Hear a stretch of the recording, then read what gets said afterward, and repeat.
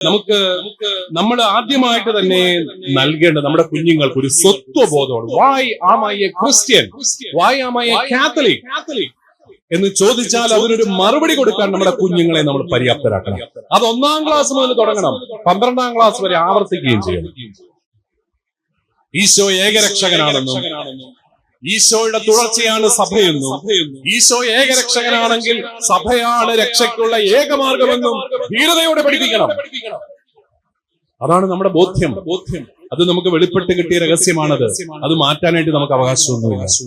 അതുകൊണ്ട് നമ്മൾ തെരഞ്ഞെടുക്കപ്പെട്ട ജനമാകുന്നത് കൂദാശകളിലൂടെ വിശുദ്ധീകരിക്കപ്പെട്ട് ലോകത്തെ മുഴുവൻ വിശുദ്ധീകരിക്കാൻ വേണ്ടിയാണ്. അങ്ങനൊരു ദൗത്യമുണ്ട്. രണ്ടാമതായിട്ട് എനിക്ക് നമ്മുടെ വിശ്വാസ പരിശീലനത്തിന്റെ ഒരു കുറവ് പോലെ എനിക്ക് തോന്നുന്ന ഒരു കാര്യം, ഒരു ദൗത്യബോധം പറഞ്ഞു കൊടുക്കാൻ നമുക്ക് സാധിക്കും. ദൗത്യം എന്താണ്? നമ്മുടെ ദൗത്യം എന്താണ്? എല്ലാവരോടും പറഞ്ഞു. നിങ്ങൾ ലോകമെങ്ങും പോയി സകല സൃഷ്ടികളോടും സുവിശേഷം പറയുവിൻ. നിങ്ങൾ നിങ്ങളുടെ പറമ്പിന്റെ അതിർത്തിയിലെങ്കിലും പോയി ആരോടെങ്കിലും സുവിശേഷം പറഞ്ഞിട്ടില്ല. ലോകമെങ്ങും പോകുന്നതും വേണ്ട, നിങ്ങളുടെ ആ അതിരിന്റെ ആ വേലിക്കെട്ട് ചെന്ന് അയലോക്കത്തുകാരോടെങ്കിലും നിങ്ങൾ സുവിശേഷം പറഞ്ഞിട്ടുണ്ടോ? ഇല്ല, നമ്മൾ പറയത്തില്ല. നമുക്ക് നാണക്കേടാണ്. കത്തോലിക്കിന് സുവിശേഷം പറയാൻ നാണക്കേടാണ്. ഞാൻ പറയും, ഞങ്ങളുടെ സഭയിലെ പ്രശ്നം ഈ കുർബാന തർക്കോ അതും ഇതൊന്നുമല്ല. അതൊക്കെ ശരിയാവും. സുവിശേഷം പറയാൻ തുടങ്ങണം. സുവിശേഷം പറയാൻ ധൈര്യമില്ലാത്ത, സുവിശേഷം പറയുന്നതിനെ കുറിച്ച് ലജ്ജിക്കുന്ന കത്തോലിക്കരാണ് സഭയുടെ ഏറ്റവും വലിയ പ്രശ്നം. സുവിശേഷം പറയാൻ മടിച്ച എല്ലാ സഭകളും ഇല്ലാതെയായി. സുവിശേഷം പറഞ്ഞ സഭകളൊക്കെ ഇന്നും നിലനിൽക്കുന്നുണ്ട്. നമ്മൾക്ക് കത്തോലിക്ക സഭയ്ക്ക് ഒരിടത്തും വലിയ പരവതാനി വിരിച്ച് നമ്മളെ സ്വീകരിച്ച സൗകര്യങ്ങളൊന്നും ഇല്ലായിരുന്നു. 4 നൂറ്റാണ്ട് റോമൻ സാമ്രാജ്യം നമ്മളെ പീഡിപ്പിച്ചതാ ക്രിസ്ത്യാനികളെ. കൊളോസയത്തിന്റെ ചുറ്റുമുള്ള വിളക്ക് കാലുകളിൽ മനുഷ്യനെ ക്രിസ്ത്യാനിയെ വെച്ച് പന്തങ്ങളാക്കിയ അത്ര ക്രൂരമായ പീഡനങ്ങളെ അതിജീവിച്ച ഒരു സഭയാണത്. പക്ഷെ അവരൊക്കെ സുവിശേഷം പറയുവായിരുന്നു. അവർക്ക് ദൗത്യം ഉണ്ടായിരുന്നു. ഈശോയെ കൊടുക്കണമെന്നുള്ള ദൗത്യമില്ലാതെ ആയപ്പോൾ എന്ത് സംഭവിച്ചു? നമ്മളിലേക്ക് മാത്രം ഒതുങ്ങി. മാതാവേ, ഞങ്ങൾക്കും ഞങ്ങളുടെ വീടിനും ഞങ്ങളുടെ പിള്ളേർക്കും ഞങ്ങളുടെ വീട്ടിലെ പട്ടിക്കും പൂച്ചയ്ക്കും കോഴിക്കും ഒരു കുഴപ്പം വരരുത്. അത്രേ ഉള്ളൂ നമ്മുടെ വിശ്വാസം. അയലോക്കത്തെല്ലാം ഭൂകമ്പത്തിൽ വീടുകൾ തകർന്നു പോയപ്പോഴും ഞങ്ങളുടെ വീട് മാത്രം ഇങ്ങനെ നിൽക്കുന്നതിന് പ്രൈസ് ദി ലോർഡ്. ഇതാണ് നമ്മുടെ വിശ്വാസം. ഇതാണോ നമ്മുടെ വിശ്വാസം? എന്റെ മാതാവേ, ഞങ്ങളുടെ കൊച്ചിന് പരീക്ഷയാണ്, ഒന്ന് ശരിയാക്കി വിടണം. പണ്ടൊരു പയ്യൻ പ്രാർത്ഥിച്ച പോലെ, ഈശോയെ പപ്പായെ അനുഗ്രഹിക്കണമേ, മമ്മിയെ അനുഗ്രഹിക്കണമേ, ഇന്ത്യയുടെ തലസ്ഥാനം ബോംബെ ആക്കണം. അതിനാ അവന്റെ പരീക്ഷയ്ക്കുള്ള ചോദ്യം ഉണ്ടായിരുന്നു. ഇന്ത്യയുടെ തലസ്ഥാനം 3: ഡൽഹി, ബോംബെ, കൽക്കട്ട. കഷ്ടകാലത്തിന് അവൻ ബോംബെ ആക്കിയത്. ഇനി മാർക്ക് കിട്ടണമെങ്കിൽ ഇന്ന് രാത്രി അടിയന്തരമായിട്ട് കർത്താവ് ഇടപെട്ട് ഇന്ത്യയുടെ തലസ്ഥാനം. എന്നാലും നമ്മുടെ പല പ്രാർത്ഥനകളും ആ ഒരു രീതിയിലൊക്കെ നമ്മുടെ കാര്യങ്ങളൊക്കെ.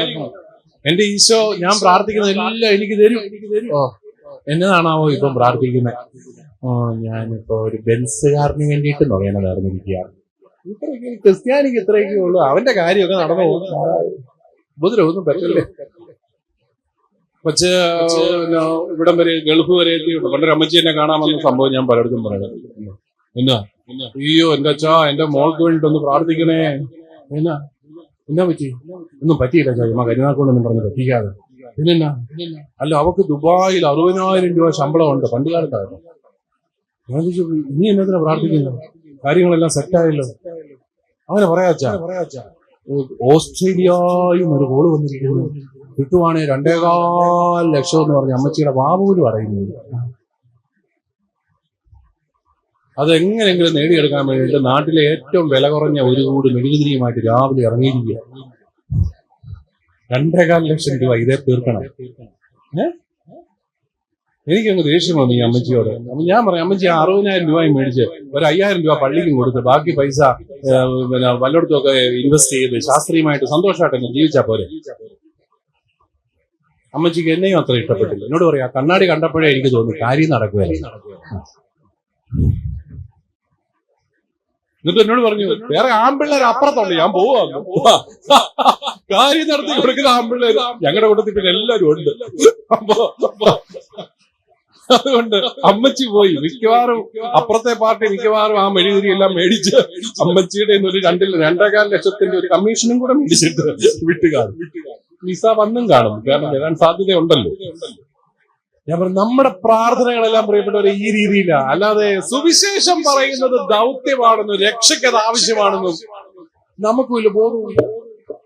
നമ്മൾ ഈ സ്കൂളും കോളേജും എല്ലാം പണിത് എന്തിനു വേണ്ടിയിട്ടാണ്?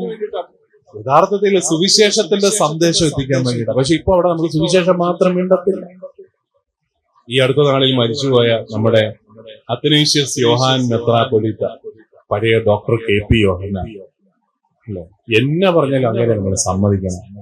അദ്ദേഹം ഈ കഴിഞ്ഞ 30-35 വർഷം കൊണ്ട് 3.1 മില്യൺ ആൾക്കാരുണ്ടത്രേ അദ്ദേഹത്തിന്റെ സഭയിൽ. സുവിശേഷം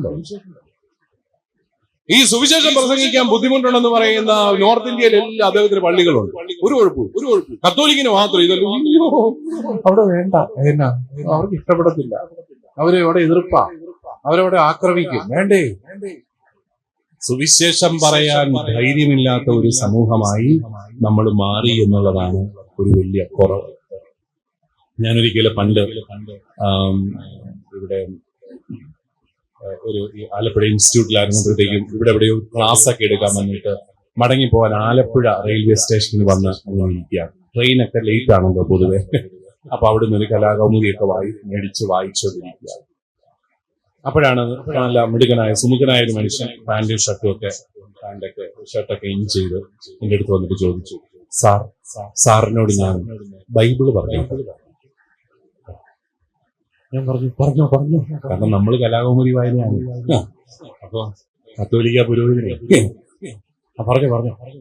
അയാള് 15 മിനിറ്റ് നിർത്താതെ എന്നോട് ഈശോ മിശിഹ രക്ഷകനാണെന്നും അവിടുന്ന് മനുഷ്യനായി അവതരിച്ചെന്നും അവിടുന്ന് കുരിശിൽ മരിച്ചെന്നും അവിടുന്ന് സ്വർഗാരോഹണം ചെയ്തെന്നും അവിടുന്ന് വീണ്ടും വരുമെന്നും സഹോദരൻ രക്ഷിക്കപ്പെടാൻ ആഗ്രഹമുണ്ടെങ്കിൽ ഈ അഡ്രസ്സിൽ കോണ്ടാക്ട് ചെയ്യാമെന്നും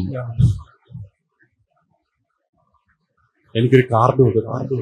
അത് കഴിഞ്ഞപ്പോ ഞാൻ ഇയാളെ അടുത്ത് വിളിച്ചിരുത്തി, ചേട്ടാ എന്നെ ആരായത്? ഞാൻ പറഞ്ഞു, ഞാനൊരു കത്തോലിക്ക പുരോഹിതനാണ്. കേട്ടപ്പോ പുള്ളി പറയാം, വെറുതെ ആയിപ്പോയല്ലോ. അല്ലോ, അച്ഛന്മാരെ കുറ്റം പറയുമ്പോ നിങ്ങൾക്ക് എന്നാ ഇഷ്ടമാണെന്ന്.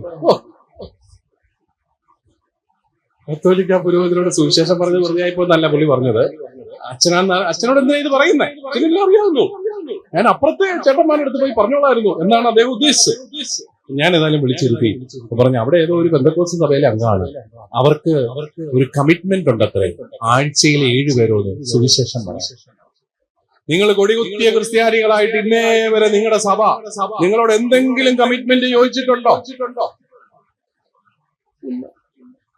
സുവിശേഷം പറയുന്നത് ദൗത്യമാണെന്ന് നമ്മൾ കരുതാത്തതാണ് പ്രിയപ്പെട്ടവരെ നമ്മുടെ സഭയുടെ ഏറ്റവും വലിയ ദുര്യോഗം. അതുകൊണ്ട് നമ്മൾ പെറ്റുപെരുകിയ സഭ പെറ്റുപെരുകാത്തപ്പം അതുപോലെ ചുരുങ്ങി. അതാണ് നമ്മുടെ സഭയ്ക്ക് സംഭവിക്കാൻ പോകുന്ന ഒരു ദുര്യോഗം എന്നുള്ളത്. നമുക്കിങ്ങനെ ആളില്ല എന്ന് പറഞ്ഞുകൊണ്ടിരിക്കുക, രാഷ്ട്രീയക്കാരൊന്നും നമ്മളെ മൈൻഡ് ചെയ്യുന്നില്ല എന്നൊക്കെ പറഞ്ഞു നമ്മൾ കരഞ്ഞുകൊണ്ടിരിക്കുക. അവിടെ ആളില്ല, വോട്ടില്ല. ഛിന്ന ഭിന്നമായി പോകുന്ന നമ്മുടെ സമൂഹത്തെ നമ്മൾ കരുതണം. അവിടെയാണ് ഈ സമൂഹത്തിന് ധൈര്യം കൊടുക്കേണ്ടത് വിശ്വാസമാണ്. നമുക്കറിയാം, ഏതൊരു വ്യക്തിയെയും അയാളുടെ ചില വിശ്വാസങ്ങളാണ് മുന്നോട്ട് നയിക്കുന്നത്. വിശ്വാസം നല്ലതാണെങ്കിൽ ജീവിതത്തിൽ നല്ല ഫലങ്ങൾ, പരിശുദ്ധാത്മാവിന്റെ ഫലങ്ങൾ പുറപ്പെടുവിക്കാൻ അയാൾക്ക് സാധിക്കും. അതുകൊണ്ട് ദൗത്യബോധം കൊടുക്കാൻ നമുക്ക് സാധിക്കണം. നമ്മുടെ കുട്ടികൾ ദൗത്യബോധമുള്ളവരായിട്ട് മാറണം. അത് നമ്മുടെ കത്തോലിക്ക സഭ ആ ഒരു രീതിയിൽ സുവിശേഷം പറയാൻ മടിയില്ലാത്ത ചെറുപ്പക്കാരുടെ കൂട്ടങ്ങളെ രൂപീകരിക്കുന്ന കാര്യത്തിലൊക്കെ നമുക്ക് ഇത്രയും സംവിധാനങ്ങളുണ്ടെങ്കിലും നമ്മൾ പരാജയപ്പെട്ടുപോയി എന്നുള്ളത് ഏറ്റുപറഞ്ഞ് നമ്മൾ പരിഹാരം ചെയ്യാനുണ്ട്. ഇതിനൊന്നും പരിഹാരങ്ങൾ പറഞ്ഞു തരാൻ എനിക്ക് അറിയത്തില്ല പ്രിയപ്പെട്ടവർ, കാരണം ഞാൻ നിങ്ങളെ പോലെ തന്നെ ചിന്തിക്കുന്ന മനുഷ്യനാണ്. പക്ഷേ നമ്മൾ പരിഹാരം കണ്ടെത്തിയേ പറ്റൂ. ഈ അടുത്ത നാളില് ഞങ്ങളുടെ അവിടെ ഒരു ആശുപത്രിയിൽ ജോലി ചെയ്യുന്ന 3 ചെറുപ്പക്കാര് എന്നെ കാണാനായിട്ട് വന്നു. അമ്പിള്ളേര് ചെറുപ്പക്കാര്. അവന്മാരെന്നോട് പറഞ്ഞു, പിതാവേ ഞങ്ങൾക്കൊരു പ്രാർത്ഥനാ ഗ്രൂപ്പുണ്ട്, ഞങ്ങൾ ആശുപത്രിയിലെ ചാപ്പലിൽ ജാഗരണ പ്രാർത്ഥന നടത്തുന്നുണ്ട്.